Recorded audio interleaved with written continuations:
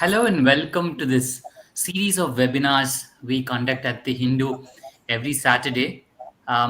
Today is August 9th, and the topic that we are going to discuss is a very exciting topic. The topic is Gen Z attitude or outdated work culture. What takes the blame? Hi, all. My name is Srinivas Ramanujam from the Hindu, and we are here to discuss this topic in detail. Just to set the context for people who've just tuned in and who've registered for the show, in the last few years, probably since the pandemic broke out, there has been a constant clamor about a shift in workplace dynamics, if I can call it that. And guess what? This has nothing to do with market conditions or even AI taking away jobs. I'm referring to the Gen Z employees who have joined the workforce. Probably people who were born between the late 90s and the early 2010s, who've joined the workforce at this point of time and have very different priorities from their predecessors. And this has probably led to this perceived friction between traditional expectations from a workplace and Gen Z's emphasis on boundaries, mental health, and work-life balance. So we are here to discuss all these points in detail.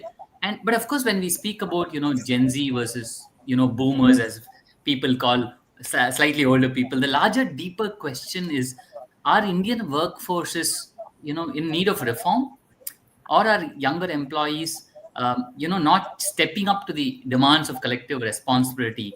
And to discuss this whole thing, we have an amazing panel of people here, which includes experts in the field and some Gen Zs, of course. So looking forward to hearing the thoughts of all these people. First, I'll probably head over straight to the Gen Z crowd. So I'll probably take on Parvati Rajan, and ask her to start off things by I wanted to ask you to draw from your own personal experience, and how raw were you when you joined your first job, and could you share some personal experiences that weigh in with this particular topic?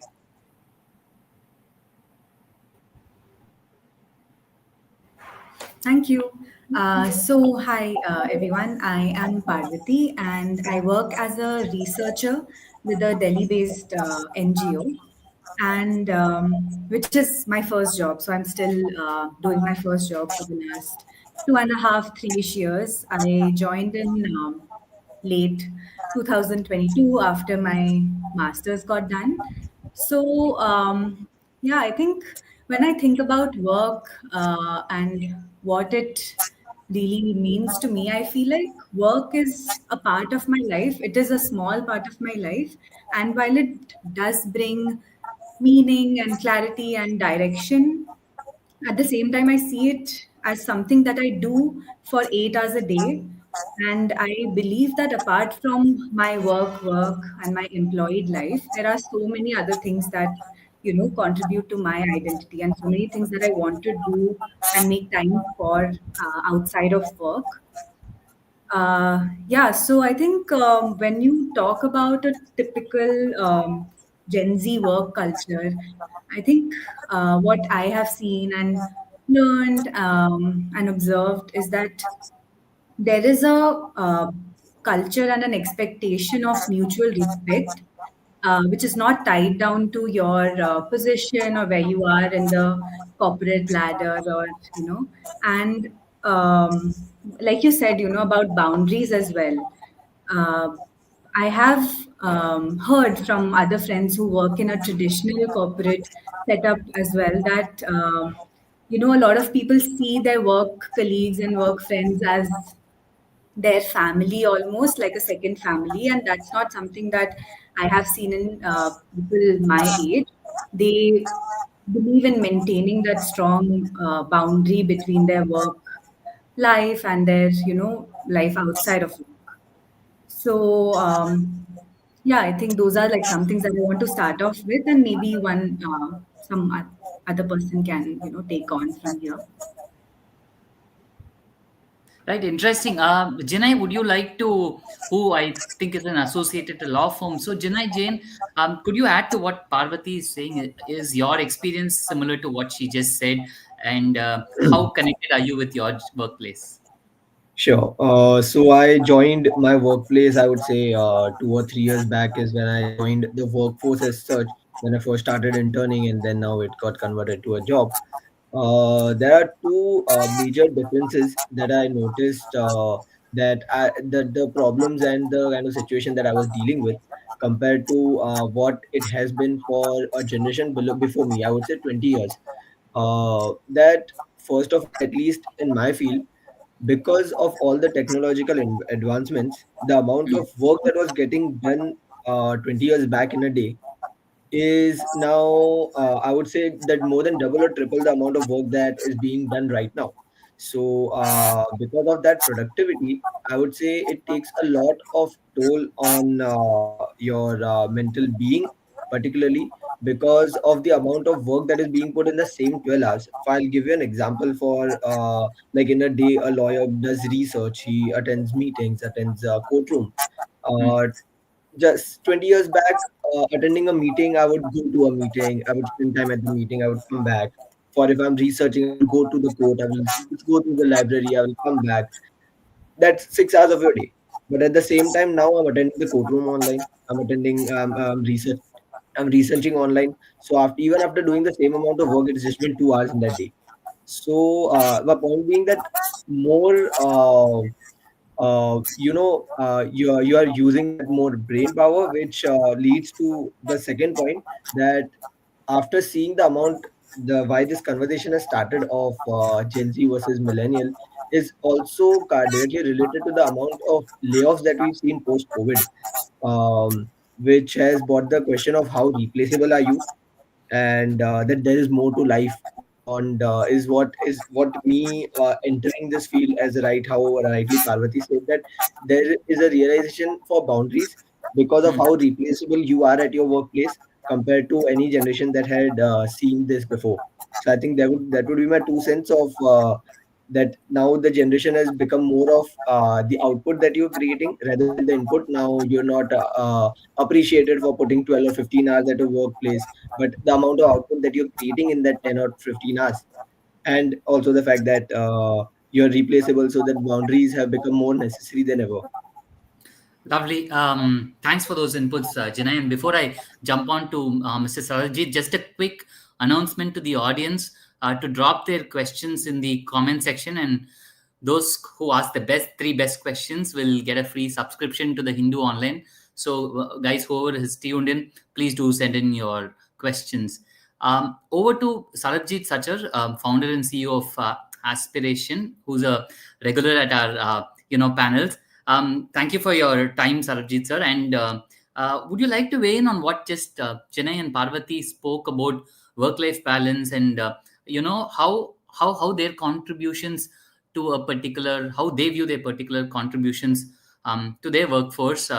I'm sure you are dealing on an everyday basis with a lot of younger people, and of course, with your experience, you would have also dealt with a lot of older people. So, how do you weigh in on those experiences, and how do you see this debate going forward? So, you're on. You'll have to unmute yourself. Sorry. Yeah, So go ahead. in front of Gen Z, it's a little difficult to speak. That's the reason why my mic was on mute. So anyway, thank you, Srini. Thank you very much, and interesting discussion.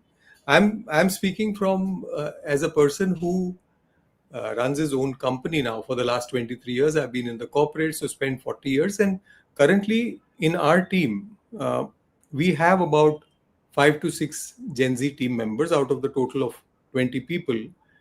And what Parvati mentioned, what Jinay mentioned, um, I can relate to what they are saying in terms of work-life balance. Jinay mentioned about I want my own mental space. Parvati very clearly mentioned that there is life beyond work. Now, these are all things which I have also experienced in these youngsters, that they are getting much more clearer. Hmm. Now, what I look at it, when you're leading a team of, say, Gen Z, and they obviously, you have a mix of both. In such case, I always believe leadership is something like parenting. Now, we have got children. I have two sons, so we have seen them also go through this Gen Z phase. Any good leader, I believe, if you're a good parent, you also keep evolving, you keep learning. And I can see in my children, I can see in my teams also, who are from the Gen Z, that there is a difference. Now it depends on how adaptable you are, because when you see your children also changing and you are not used to that same thing, you start focusing on what could be the pluses in terms of the advancements that have happened and their thinking is evolving. But one thing fundamentally I have done, and I'm proud to say that if your children have values which are intrinsic and they can bifurcate and still evolve, that's fabulous. Then it can be a win-win situation, because it's not like Gen Z's versus the traditional workplace. It's got to be a hybrid. We got to ensure that it's a win-win. So Gen Zs have to appreciate what is being done in a workplace. At the same time, leaders have to appreciate the kind of creativity, the kind of, because they want decision making fast, they want instant feedback, they want work-life balance, they want mental space, and mental Mm, health is very important for these people, which always was. But I think they've become very vocal about it, which is a good thing. Means true. that I've seen people, if they are working from say 9 to 6 or 10 to 6, beyond 6, they have their own plans, they have their own life. And as Jinesh said, that because of technology, frankly, we are able to achieve a lot of productive outputs if you have systems in place and you can use technology to the effect that you focus on output. So when we are managing the Gen Z generation, which is a mix out of our entire team, I've realized if output is the focus and you are not really micromanaging, you're not kind of always looking above the shoulders, if you have given them freedom, you have empathy and trust, which you have really built into the culture, just like a good parent would do it for the child. Children also have gone through 20, 25 years age group, and if you've been able to inculcate there, the same trait can, as a leader, be inculcated in a work culture. And that is the human element, irrespective of whether we call a generation Gen Z or millennial or whatever. These are all terms we have given. But ultimately, it's a parent who had brought up the child in a manner that they evolve and exploit their fullest potential, with you only being an observer. So I have transited from, as a parent, to just be an observer and give them the trust and confidence that we will always be there for you. And similarly with the teams. So if Mm, you are empathetic as a leader, if you have been able to develop trust and are able to adapt as a company, as a leadership, in terms of your own decision making, in terms of explaining and communicating to the teams as to why you're doing what you're doing, what are the kind of systems and how will it help them, how a output focused environment can really give them the freedom that they want. If we can handhold and mentor these team members, it's fabulous, fabulous. You can really create magic, because there are so many things I don't know. I show my vulnerability that I don't know this. Let's try this. And suddenly there will be some excellent ideas coming from this Gen Z generation. And technologically, they are much more better than I am. Though I also keep evolving, but they are much better. So why not use these teams? So in a way, what has been mentioned and what my thoughts and personal experiences, it has to be a hybrid. Today, in fact, I was reading in Economic Times, not only companies, but today's Economic Times very beautifully mentioned that the travel industry is mm, transforming their own way of working, just because Gen Z expects, they first of all plan their trips only 3 to 5 days in advance. Second, they want immediate returns in terms of recommendation where they should travel. They want to go for short trips. They want flexibility in the payment terms. They also want to ensure that the turnaround time is very fast. And they use AI to even get recommendations as to what they should be sightseeing in that travel.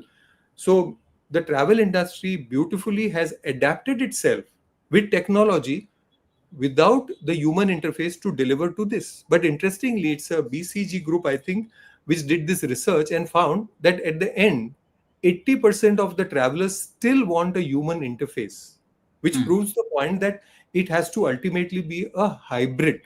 Currently, it's the Gen Z which has just come in, so perhaps we will see this change. There's nothing like right or wrong, there's nothing like perfection. But as we evolve, all of us, I guess we'll start seeing the change. But I think the hybrid, whether it's the industry, whether it's the workplace, along with the Gen Z, we'll need to work in a hybrid where we are complementing each other and we have to adapt to what the Gen Z generation is. That's my view. Yeah, I think this is a good time to bring in Shaurya sir, Shaurya Chakravarti from Maptech Limited.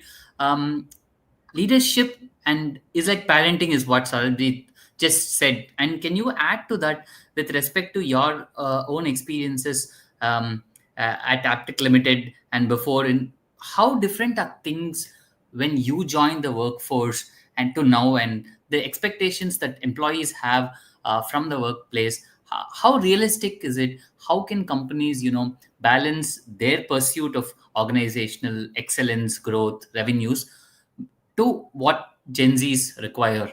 How is this possible, Shaur? Mr. Shaurya Chakravarti, could you add to that? Sure, thanks, Srinivas. I joined the workforce in the mid 90s. Okay. Uh, when I joined, we were perceived as rebels because there were people from the previous generation. So today we have these terms of Gen X, millennials, and zillennials, and then you have Gen Z. So the generational shift is always been there, and it will continue to be there. Today there's Gen Z, tomorrow there'll be somebody else. Organizational priorities, life priorities shift over a period of time.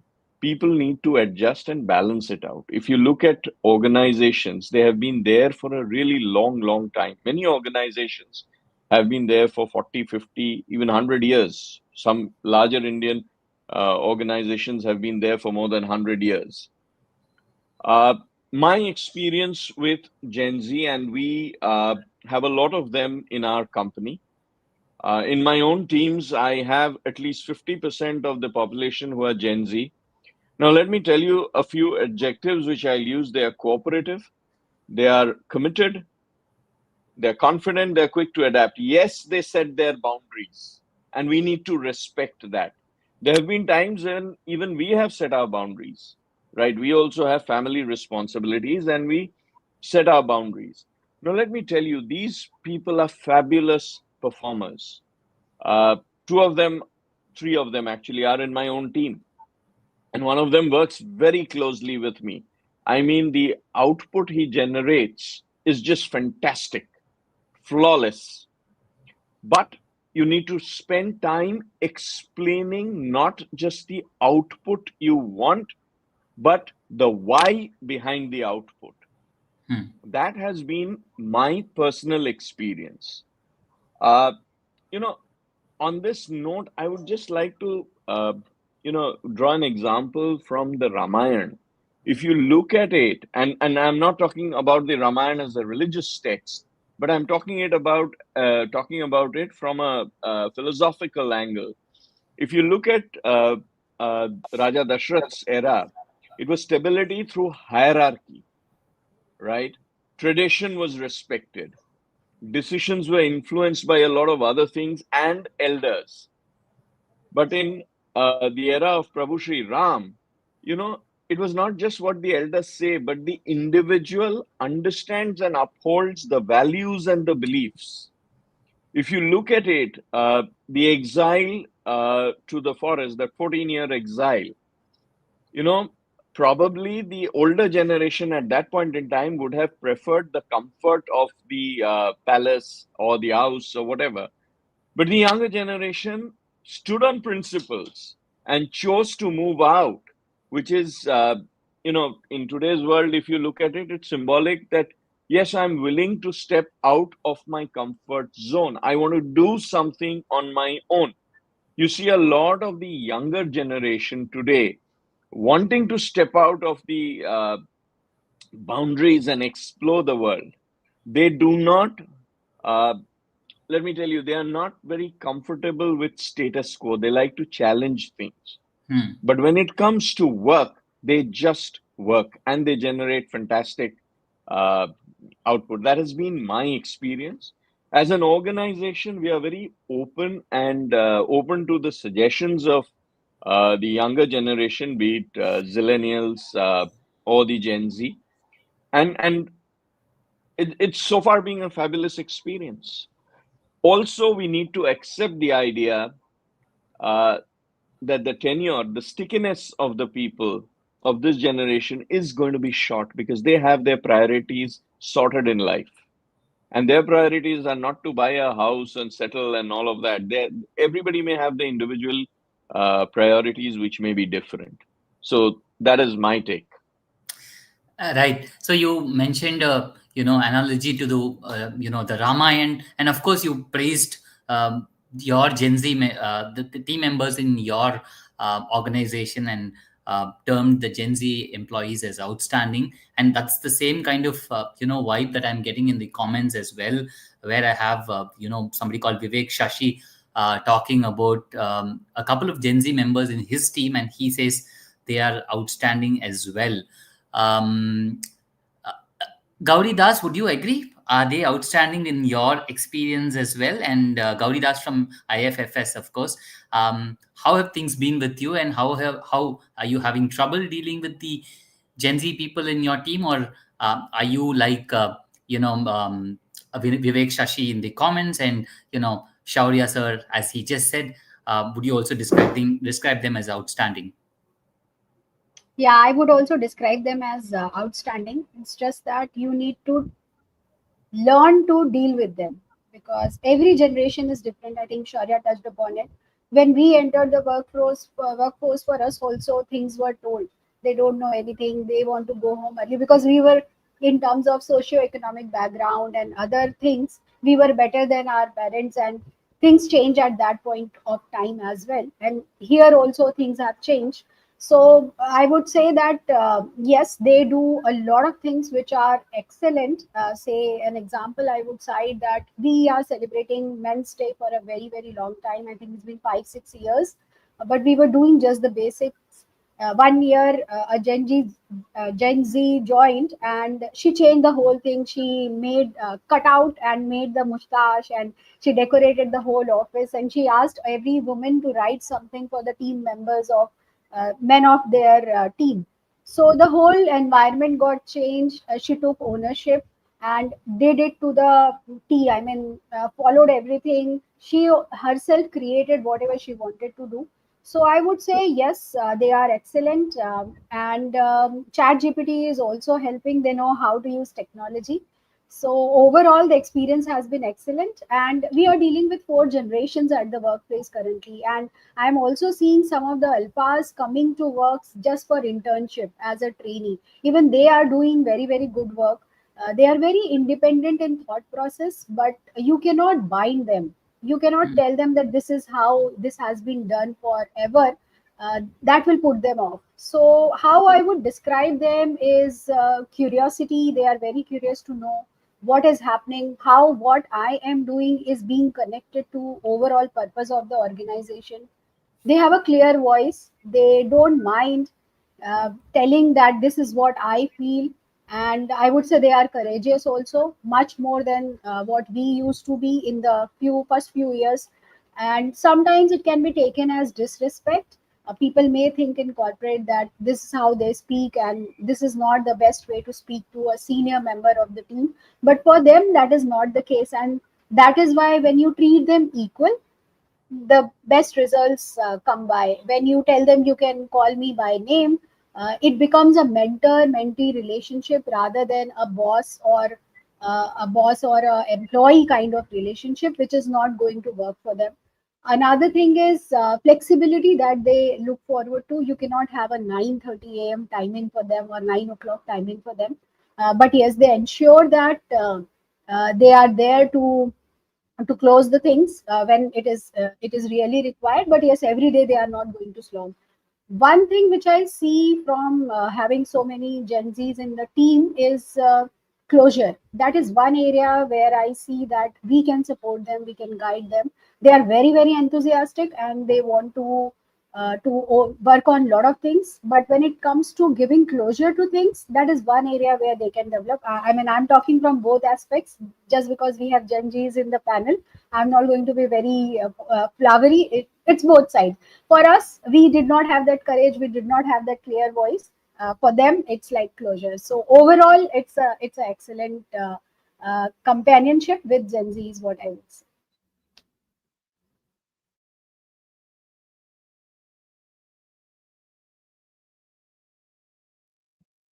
I think we have. I think maybe he got disconnected. We'll just wait for him to join back. Meanwhile, Parul, would you like to weigh in? What do you think? Absolutely. I think I just want to start by saying that I'm coming in with sort of a dual identity within this panel because I am a Gen Z psychologist. So not only am I of the generation that we're talking about, but also my day in and day out looks a lot like holding space for clients, for people who are primarily Gen Zs, who are coming into the therapy room with a lot of work related, themes. And every day I'm working on skills building with my clients.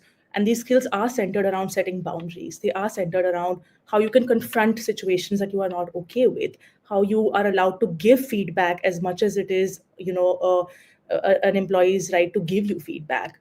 How navigating job switches without guilt is something that they can work on and they should work on. And I think a lot of what I'm seeing from a mental health perspective is that Gen Zs are embracing the power of questioning, not unlike in ways that any generation has done, because every generation has come in and questioned things before that were happening before. I think when Gen Zs are met with statements like, you should work 12 hours a day, Gen Zs have asked why. If I can do it quicker and faster, why should I work for 12 hours a day? When Gen Zs are told, okay, come to the office 6 days a week, come in for these many hours, they've asked why. And I think it's that power of questioning without any malice or any evil, without judging them for this questioning. I think we've realized that Gen Zs have decided to question that status quo because they are seeing alternatives. And this is something which I have been able to draw out a lot in my experience with something called parts work. Essentially, I look at a person's sense of self being made up of many different parts. Instead of there being one sole definition of who you are as a person with one value or one thing, we are a collection of many small parts. There's a part of me that is, in love with my work. There's a part of me that likes to work out. There's a part of me that wants to enjoy. There's a part of me that wants to be in a relationship. There's a part of me that wants to travel. And I think what Gen Z have done is that they have, given attention and importance and prioritization to all of their parts. For them, the one thing that they are is not an employee. The one thing that they are is not a team member. They are a lot of different things, and that has allowed for them to prioritize a lot of things. And I'm also seeing from this panel that everyone is recognizing the good work that Gen Z is putting, and there's still at some level a branding problem that everyone thinks Gen Z are difficult to work with, or that, if they have mental health problems and you can't say anything to them, they are very sensitive, they're very emotional. So when I try to think of why Gen Z is having this branding problem, I think a lot of it comes out because Gen Zs are acknowledging the inherent transactional relationship of workplaces. Now, work is not a charity. It is not a charity from an organization's end, and it's not a charity from the employee's end or the Gen Z's end. There is always going to be a very fundamental transaction. You work for money, for recognition, for career growth. And I think even right now, some of the observations that have come up have talked about how, Gen Zs are very output driven and they're fabulous at their jobs. And that's why they're allowed to set boundaries. So I think allowing them to set those boundaries because they are output driven is still a transaction, right? So there's nothing wrong with workplaces being transactional, but Gen Zs have realized that they can flip the script. And that means that there will be shorter tenures for them. That means that when they reverse the script on what is a transaction, they will go to the place where they get the best value and best recognition for their skills, which are, all of us are in agreement that they are phenomenal and they are very exceptional in their fields.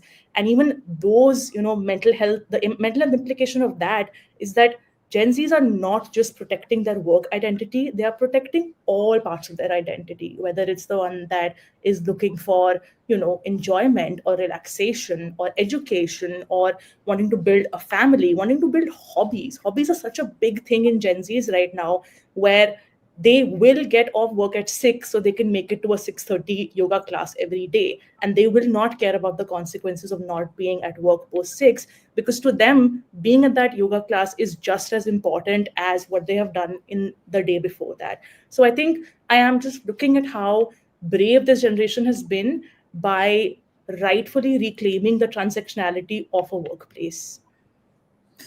Right. Thank you. Had some small tech issues. I just got sorted. Had some pretty interesting comments to hear from Parul, especially in the end when she spoke about how this is transactional and what she spoke about. That I think this is a time to bring in Parvati back again. And can you rebut that? Can you counter that in the sense that what kind of work culture can take a toll on a person's mental health, and how much flexibility are we talking about here, Parvati? Because Parul just mentioned about 6:30 yoga class, so I log off at 6 o'clock, and that's very important to me. Now, from your standpoint of view, how much of flexibility would you like at the workplace, and how does that play out, considering you're at your first job? Could you share your experiences with us? Yes, thank you. And I absolutely actually agree with a lot of things that Parul mentioned. In terms of, flexibility, I think at the beginning of my job, I was still trying to understand how things work, right? And my workplace is not a very traditional corporate setup. It is an NGO, but that doesn't mean that it doesn't, mirror a lot of things that happen in corporates. But so at the same time, they were fairly flexible all along. So I didn't come across a lot of situations where I had to, really fight for these things. But something like the 6:30 a.m. yoga class and all of that were mostly like respected in my workplace. If And a lot of openness was expected from everyone in the workplace. So a lot of positives are definitely there in the organization that I currently work in, because they make sure that their policies are like evolving, or they are open to having discussions. But at the same time, there is a difference in maybe their reactions when it comes from a younger person versus somebody else. So for example, if I have to be somewhere at 6:30, and if it's a yoga class, but if someone older to me has a family commitment, so so those things are sort of, I've experienced that they are, my thing might seem a little less important, or might not be considered to the same level that the other person's thing is. So in terms of those things, like there is ageism that happens in organizations, right? And yeah, I think what I expect is just being heard, in terms of, if I am trying to have a conversation that this thing is important to me, and I'm also able to do whatever I had committed to do work wise, then I should be able to have that relaxed timeline ki, okay, I can also do this thing that I really want to do outside of work, and at the same time, if I'm able to do my work well, then why not give me that chance, so. Right. Shalini, would you like to add to that? Shalini, a marketing and communication and brand manager. How has your experience been dealing with Gen Zs? We are having a decent time dealing with them in this particular panel. So, would you like to add to that and tell us about your experiences? Yeah, hi, sure. So I have been on both sides. I'm not. I am also a Gen Z. I was born in the late 90s, and I have recently also led teams where obviously we had freshers, Gen Zs, because mine is a more creative line. So, especially in a creative work field, like everybody has said before, Gen Zs are outstanding. Me being one of them myself. In terms of ideas, it's not just when we talk about the work culture. They are trying to break boundaries. They are trying to go beyond. They are trying to ask questions, and that is the same thing that is coming into their work as well. They are trying to go beyond. They are trying to ask questions. They're trying to not stick to what has already been going on. They're trying to understand that what new can work and why something should work. So I believe that just, and also I think like someone said before, this is not something just with Gen Z. Now we just have a term, we are naming each generation, but I Mm, think it has been there before as well. And I think it's just human behavior that whenever there is change, there is the first thing we do is resist it, that we don't want to change our habits, especially we are comfortable in it. So there is something been going around for the people in the workforce who have been there for 10 years, more than that. And there is a certain sort of work culture that they are accustomed to. But when obviously a newer generation comes in, things change. And that's not just with Gen Z, like it has been said before. So I think it's just getting, used to the change, adjusting to it. And adjusting always takes time. It's basic human nature, not just with the older generation or even Gen Zs. If there is a lot of change, the first thing you do is resist it because you're comfortable. So obviously I think that is what that adjustment period is, something that is going on, and which is why all this debate and question is sparking, that mm, who is to be blamed. But I don't think there is actually a problem to put blame on somebody. There's no problem, everything has been working very smoothly. In fact, numbers, if you see the numbers, reports, industries, startups, everything is being booming. So I don't think there is even a problem that's happening. It's not that the Gen Z new ideologies of Gen Z's and the boundaries that they are setting is doing any harm to the industry, doing any harm to the economy. So there's no problem that's actually happening. This has been something that was happening before. It's happening now, and it's just that adjustment period that we are all seeing. So that's why we are thinking, okay, is there a problem? Because everybody gets scared, but I don't think there's a problem at all. right. And the basic thing, regardless of generation, everybody is behind, is the core is happiness, right? If I'm wanting to pursue a hobby, I'm pursuing that because it gives me happiness. If I am in a workforce, if I've chosen a company, I've chosen a field, I'm doing that because it makes me happy. Either it is something of my choice, or probably I've done it for the compensation or whatever benefits I'm getting out of it. And those benefits in return are giving me happiness. Once that stops, it is very hard for any generation to just keep continuing a life where they don't see any return emotionally, right? Not just financially. I think a financial return is also related to an emotional return. So I don't think there's something like unworldly happening, something new. This has been going around for ages. People are behind satisfaction, people are behind comfort, happiness, and that is what even Gen Zs are running towards. The only thing that has changed is maybe what we seek happiness out of is something that maybe the older generation thinks that okay, this is something you can put on hold, but that is important to me because that is something that is bringing us happiness. Maybe for you, family time and stuff, like she said before, that is something that brings you happiness. For us, self love, self care, putting ourselves first is something that brings us happiness.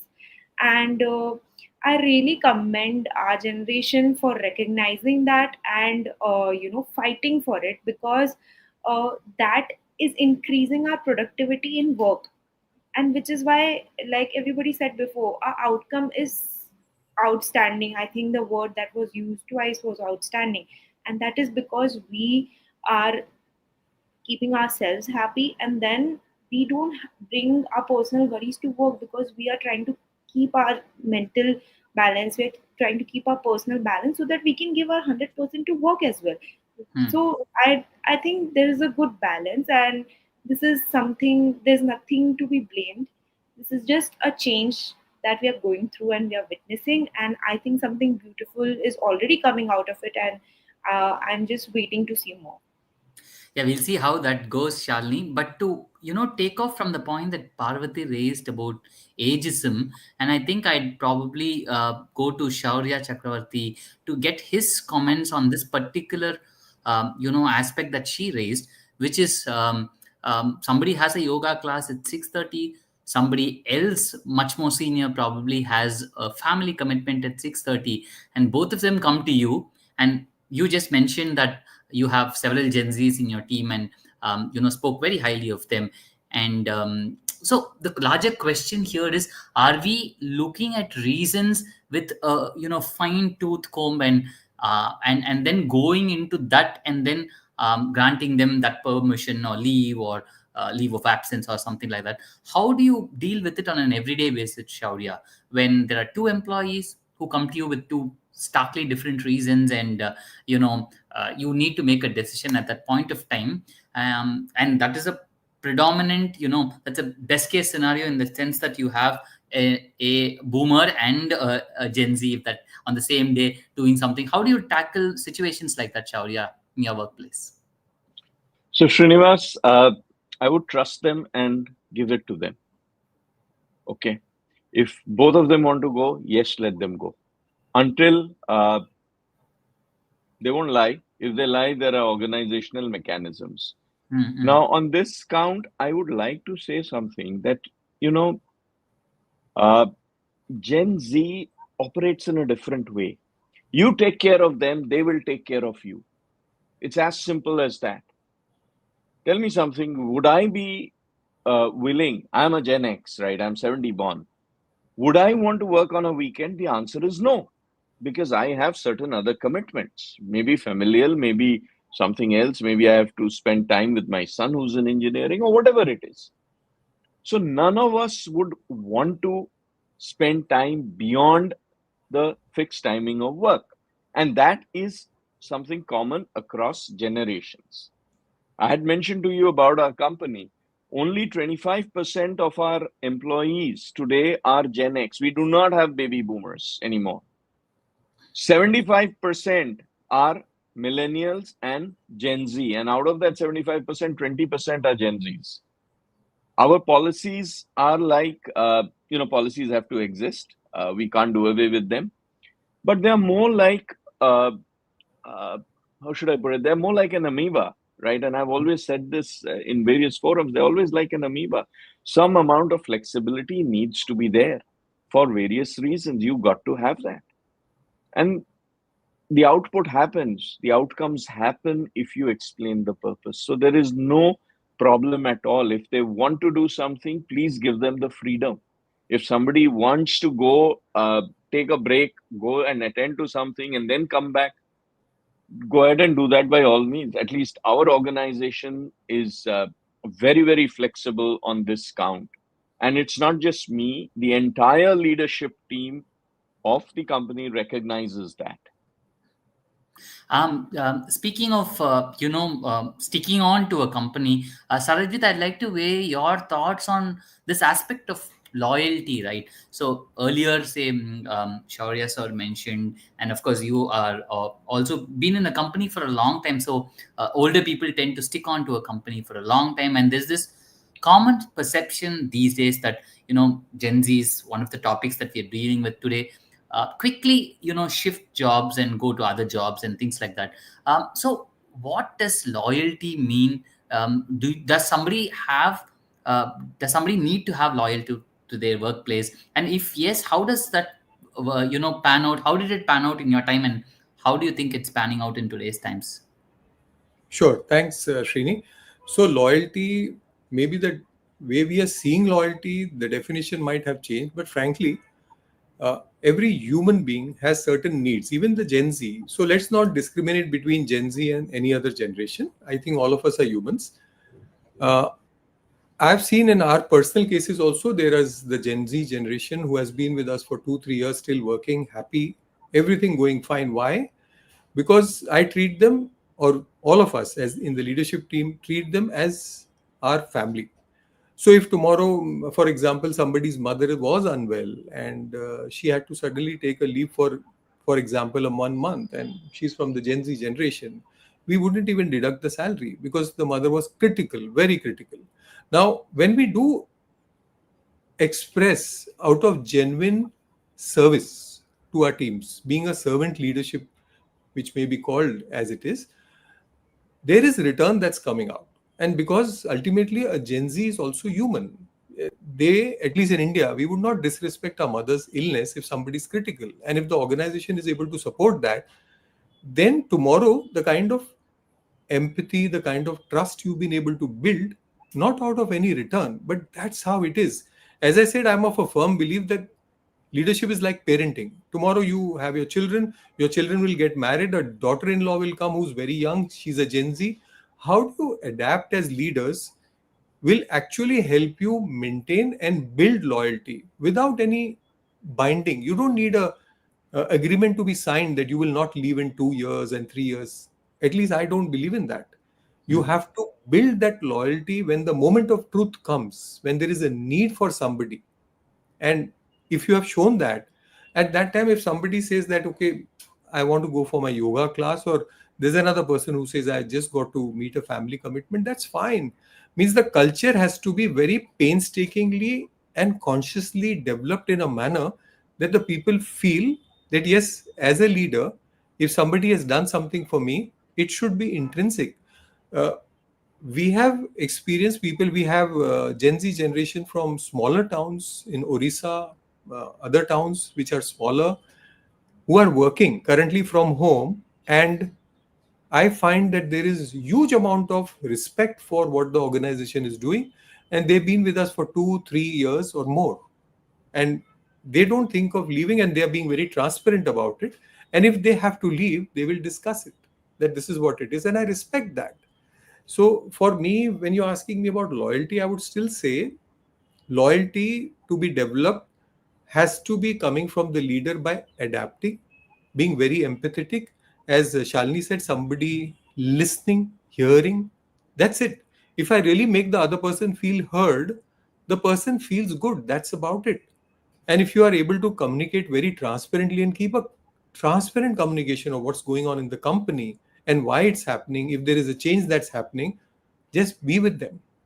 And as Shaurya very rightly said, if you can explain to them the purpose as to why you're doing what you're doing, the loyalty continues to be built intrinsically. There is no need to look at loyalty as something separate. You got to consistently, as leaders, like as parents, we will need to develop that in our children. Otherwise, there'll be resistance. You can have children breaking off. So I feel this is adaptability on the part of a leader, which is hugely painful if you don't adapt, which is hugely painful, both on the personal side and on the personal side, professional side. So if leaders can adapt, and if you can build that empathy to understand what a person is really saying or going through and hearing the person, and then ensuring that don't micromanage, trust the person. And this can happen very beautifully. In our case, when we hire a person, to understand what qualities the person brings along is something which we do right in the beginning, so that the cultural fitment is also very seamless. If you make a choice, yeah, we can all make a choice which could be wrong at the hiring stage. All of us have done that. But as far as possible, we give a lot of importance to the kind of people we are hiring, and they are performing very, very well. So I still don't discriminate on some aspects of loyalty or other areas between a Gen Z and others. It's the human. That's it. It's the human aspect. If we can respect that, whether it's a Gen Z or others, you will continue to build that loyalty. That's my Right. take. Right, right. Thank you for your inputs, Sarajit. We spoke about loyalty just now. I want to draw the attention of people here to the other T, which is, technology. I had a small problem with tech right now, and I had to rush to a Gen Z person next door to come and help fix it, which I'm pretty sure plays out with other people as well. uh, and there is a couple of the comments that I'd like to read, which I think there was a person called Vivek who had commented, and right now I'm just going through the comment of Shipra Agrawal, who's I'm just quoting her in this sentence, which where she says the argument with the generational shift is that this generation has unique experiences with technology and social media have created distinct differences. Others suggest that many of their characteristics are typical of young people entering adulthood and facing new challenges. What do you think about this, Gaudi? If you can weigh in on this particular point of, how technology is changing the game in a sense, and how it's up to the other generation to also keep pace to it. Yeah, a lot. I would say, yeah, I agree with the generational. I think it's a 50-50 because, like I said before, any new generation entering the workforce will always have this resistance from the generations existing. They don't know this, they can't do it, we were doing it like this. Then there was a major factor of COVID also, which pushed companies to change their mindset, their policies to a certain extent. There was a factor of, again, COVID, wherein Gen Z had to study from home. They did not get that exposure. So there are many in my team who had that 2020 to 2023. They were doing their masters and they were working from home. That was another aspect. Then yes, what Shipra has said. One more thing that yeah, tech has definitely brought in a lot of change, because if I had to get something from my manager, I had to get some information from my manager, I will have to chase them, I will have to ask them only. But here I have tech which can help me navigate how things can be done, not if not in this way, if it can be done in that ways.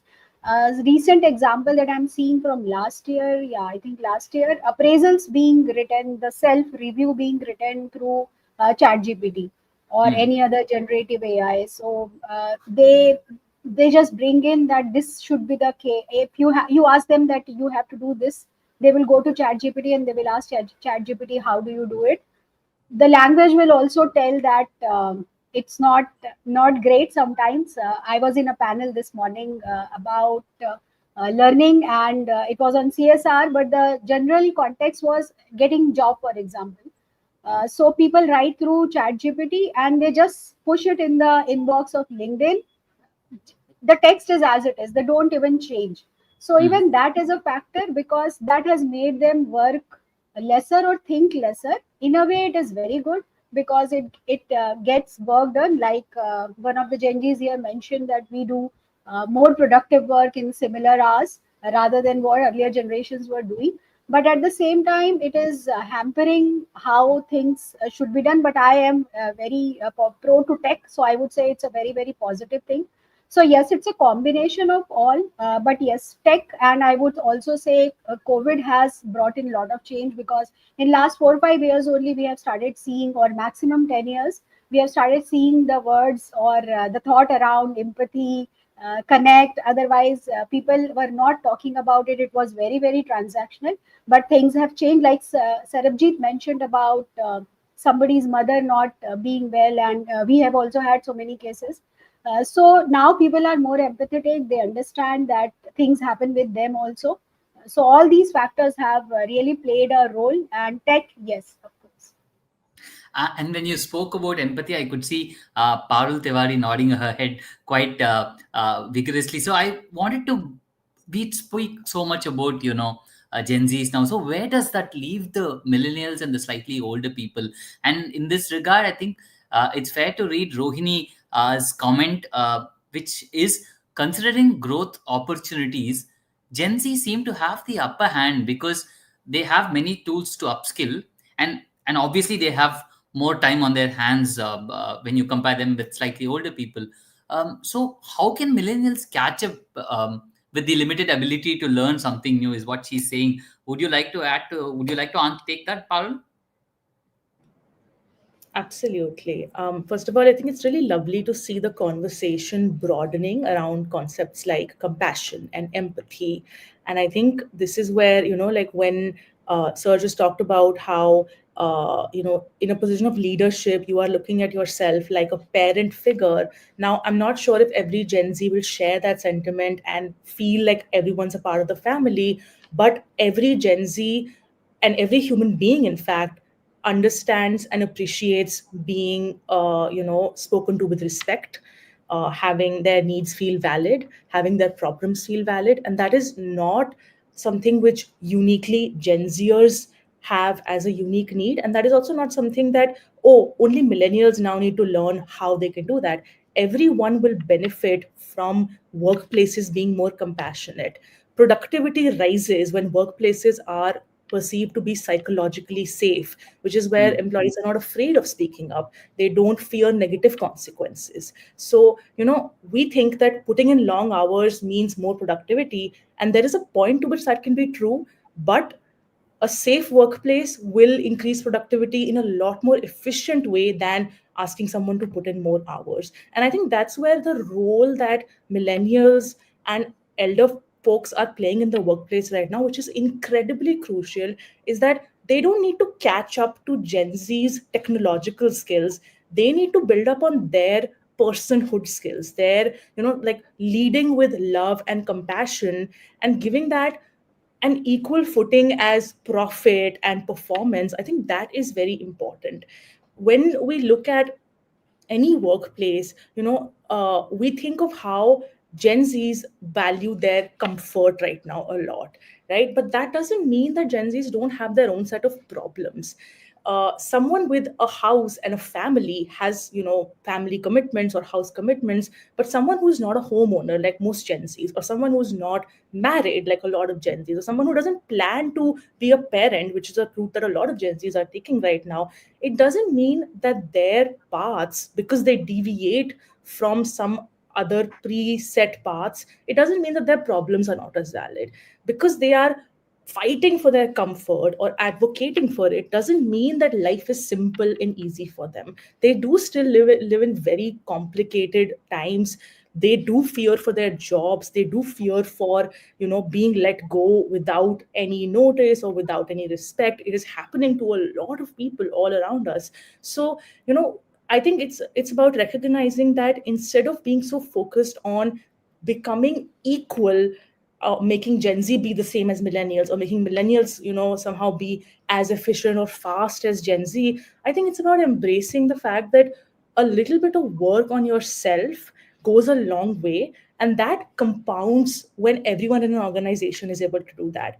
Hmm. Unfortunately, Gen Z, who are driving a lot of the conversation around mental health and advocating for yourself, they are not in leadership roles just yet because they don't have that level of experience just yet. But millennials are in those roles of leaderships. A lot of baby boomers, a lot of Gen Xers are in that phase, and they do hold incredible power by not just dismissing this conversation that Gen Z has started, but actually reflecting on what they want to take forward from this conversation. Right. Because you spoke about all this, I wanted to, highlight some of these comment and, probably end with that because we are almost 6 o'clock. And maybe, Jinai, can you weigh your thoughts on this particular comment that somebody is making, which is, Gen Z, they definitely respect leaders who listen, not just talk. I think they expect people to judge them on ideas and impact and not age. How does it work at the firm that you are in currently? And can you weigh your thoughts on that, Vinay? I think the major expectation that Gen Z has is rightly there was said before. I'm sorry, I think there's some uh, Now we can hear you. uh, one of the major point that was brought up was being heard, and that is what Gen Z really needs. And like addressing the comment that just a second, yeah. So to judge the Gen Z on idea is the same thing that when Gen Z, like it was also mentioned before, that creativity plays a huge role in every day that I put. For example, if I'm doing a research, I can do the same research in 30 minutes, 1 hour, or 2 hours. It's the creativity that I'm putting into my work on a daily basis which decides my productivity. Because of which, when that creativity is put into work from my end, I expect being heard. I expect being seen from and not that, oh, okay, I came in at 9 o'clock and I left at 6 o'clock. I expect more, and Gen Z expects more out of their employers in such scenarios when creativity is involved and it's not just a 9 to 5 days job. Um, so I think that would address the comment that just a second. Thank you. Yeah. Thank Vinay, for your comments. We are reaching the close of this particular session. Ravina, would you like to add to Yeah, anything that has been yeah, said? yeah. I think we have praised Gen Z a lot throughout the discussion. And yeah, I mean, I'm a Gen Z too, so not that I mind it. But I have one small question. So there is this viral Twitter post that has been going around. It is now deleted, but it is basically an email, a very last minute email that I'm feeling a bit overwhelmed with work and I'm not getting the vibe right now. So I'm going on a trip. I don't know if this is true, but it is basically a last minute leave email. And I don't know if this is true, but I have seen someone my generation doing that, like just dropping off an, it was not an ask. Like, I think even though I'm a Gen Z, I do ask in advance, and I ask, I don't say that I am going. It's something you need to, I think it's something you need to ask. So in your experience, Gauri ma'am, Shaurya sir, Sir Abjit sir, have you noticed or observed something that this behavior, have you observed this behavior of uh, informing of last minute leaves and not prioritizing work when there are important deadlines to meet? Srini, with your permission, can I take that? Sure, sure. Ravina, yes, I have observed that. And I have also observed that people don't turn up and then later on they say that I had this issue. My response, the organization's response, it's perfectly okay. We are all human beings. Why? Let us not form compartments to judge people. Somebody spoke about loyalty. Loyalty is not a one-way street, it's a two-way street. The definition of loyalty is that so long as you are employed or doing a particular job, are you giving your 100%? That is the definition of loyalty. So, behaviors change from situation to situation, and we got to accept that. If we don't accept that, we ourselves will be rendered useless. So, it's not that, certain things have to come. Yes, this generation is far more digitally native as compared to the previous ones, but that's something you pick up. ChatGPT launched GPT-5 a couple of days ago, and it's conversational. There's a lot of things to learn from that. I mean, we are also learning. Everybody's learning if you got to move. So at the end of the day, I think it's all about understanding each other. You take care of the people, people will take care of you. It cannot be, it was never a one-way street. And that's what causes attrition. We often, we HR folks love to do an attrition analysis, although very rarely we act on that, the findings. But, attritions may be good, may not be good, but what are the causes generating it? Listen, over to you, Gauri and Sarabjit. Sorry for taking that time. Yeah, Sarabjit, go ahead. Yeah. Can I just say my 2 bits? Sure. So I think that's a very valid point, Ravina. Sometimes what happens, again, I'm not saying this can be only with Gen X people, but yes, we have seen sometimes resignations just come in without any notice. Today morning and today evening, you want to go away.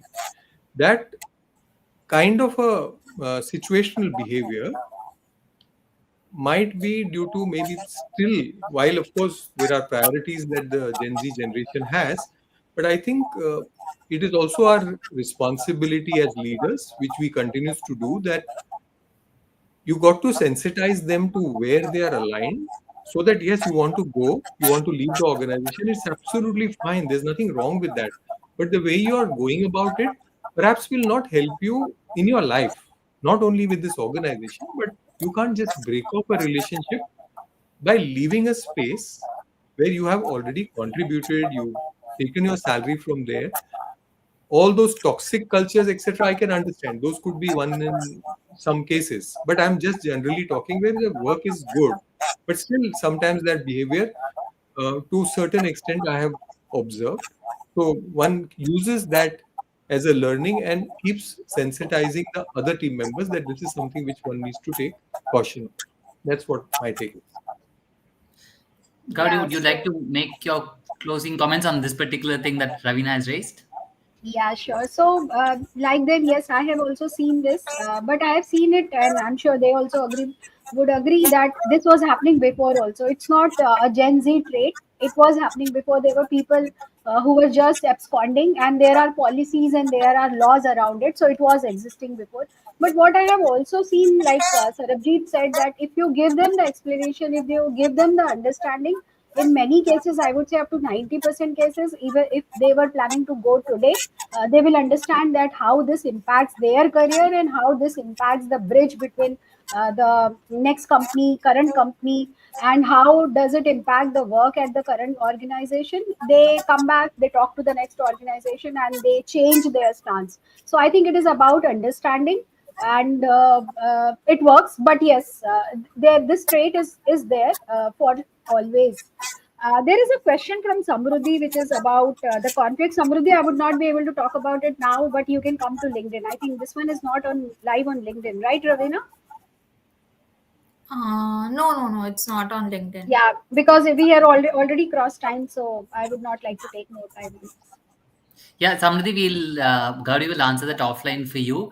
But yeah, thanks for this wonderful 1 hour of conversation about this particular topic because, like somebody said, it is not us versus them, or it is not Gen Z versus boomers or something like that. It's about how we both hold hands in some kind of aspect and then take things forward for the organization, whichever organization you are working with. And so thanks to all the experts and thanks to all the younger people to have made time out on a Saturday evening. And I'm pretty sure the Gen Zs in the group will have Saturday evening commitments, as will the other people in the group as well. So thank you all for logging in. And um, to the viewers, thank you for your wonderful questions. And till we meet next time, bye bye from the Hindu.